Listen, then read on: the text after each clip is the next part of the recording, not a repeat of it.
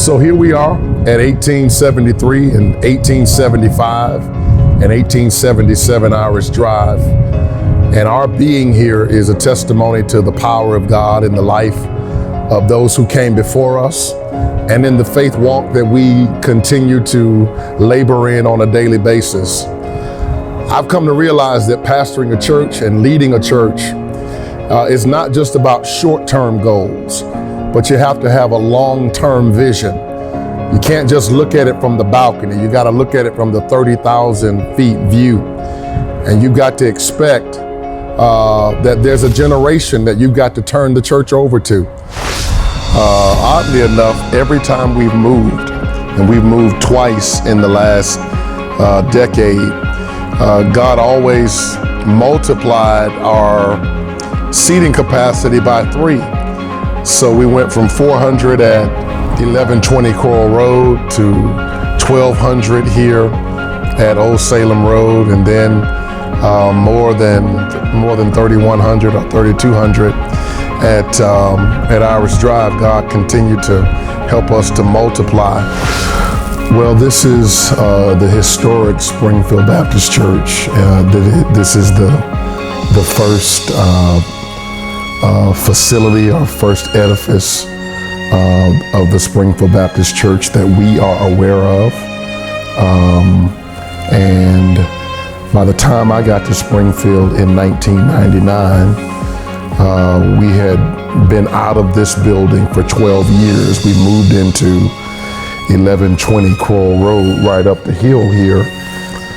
It was actually a blessing to us in so many ways because we were growing and we needed the space.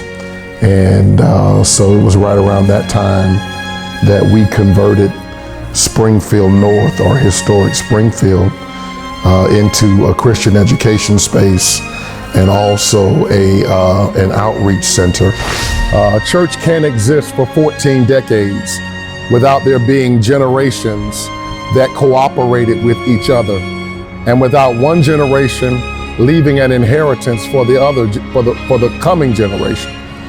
And so we bought this campus and we laid this monument as a testimony to the generations that are coming after us.